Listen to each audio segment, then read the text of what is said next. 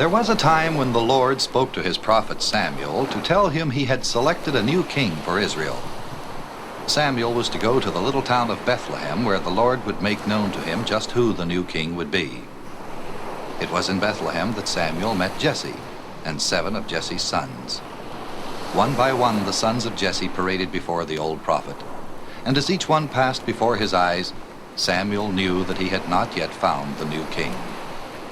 Turning to the father, Samuel said, "The Lord has chosen none of these. Have you no more sons?" Jesse smiled. "Well, one more," he said, "but he cannot be the one you want. He's a shepherd. He's the youngest, and not like these at all. He makes up songs and poems, and he plays music on a harp. Surely you do not want him." "Bring him," said Samuel patiently. So from the hillsides they brought Jesse's youngest son. The green stain of grasses on his bare feet. He was only a boy, dreamy-eyed, but something in his carriage spoke of strength and wisdom. Samuel smiled at the boy, and the boy's cheeks dimpled with a valiant grin. His curly hair shone like copper. Then the voice spoke in Samuel's ear, saying, "Arise, anoint him. This is he." Samuel beckoned the youth still closer and asked his name. "My name," the boy replied, "is David." Without another word, Samuel poured the oil of anointment on the head of the shepherd boy, and the Spirit of the Lord came upon David, and David became. It would be some time before he would take the throne and be recognized as the leader of his people. Saul was the king now, and David still a boy shepherd, the seed of greatness still sleeping in his heart. But it was while he was still a young lad that David distinguished himself in a feat so mighty that we have an understanding of why David became one of the greatest rulers of all the world's history. David's people, the Israelites, were at war with their ancient enemies, the Philistines. King Saul's armies were gathered on one hillside, and across the valley were the camps of the Philistines. Now there was a giant in the land. In the camp of the Philistines there was a man 10 feet tall, a huge champion named Goliath. Goliath wore brass armor and a coat of mail which weighed more than 200 pounds, and the staff of his spear was as thick as a weaver's beam. A strong man would stagger just lifting Goliath's spear. His shield was the largest ever seen, and his sword was a fearsome blade. And Goliath strode at the head of the great Philistine army, his giant feet shaking the ground, and the Israelites were very much afraid.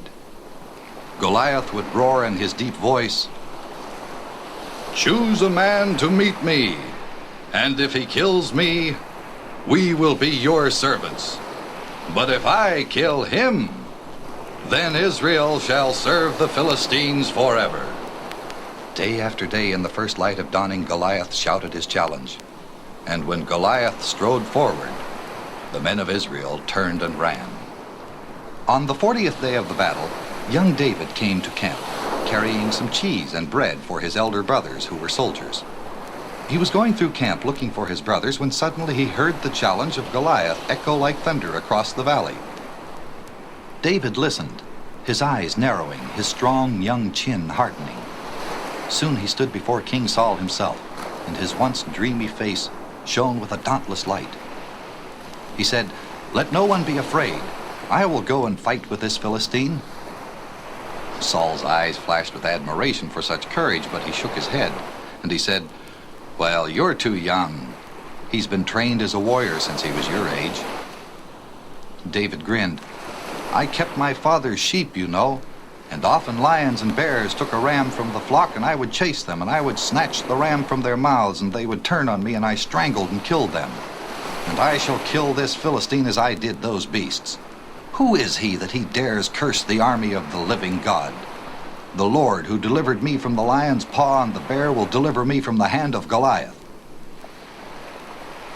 Then King Saul offered David his very own armor, putting the royal helmet on his head himself and handing him the royal sword.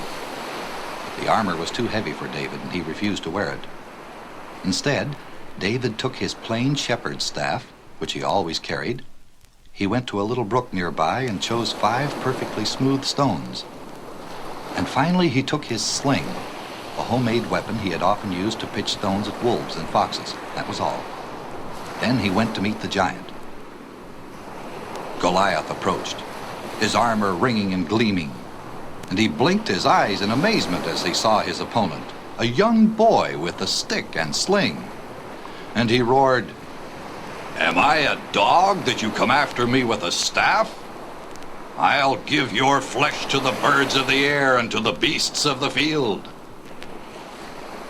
David called back, "You come at me with your sword and spear and shield, but I come to you in the name of the Lord, the God of the armies of Israel, whom you have defied. This day will the Lord deliver you to me. I shall kill you and cut off your head, that everyone may know that the Lord saves not with sword and spear, but by his might." Goliath's answer to this was a monstrous roar as he lumbered forward. David did not even step back. He seized one of the 5 brookstones from his shoulder bag. He fitted it into the sling. He took aim, he whirled it around his head, and he let go. And straight as an arrow, the stone struck. Like a giant tree falling, Goliath pitched forward. And David ran forward and seized the giant's sword and hacked off Goliath's head. Well, when they saw their champion dead, the Philistines fled in terror before the cheering armies of Israel, and the battle was soon over. Great was David's reward, and great was the praise showered upon him. But in his heart, David thanked the Lord, the king who had chosen him and blessed him, and who alone gave him the victory.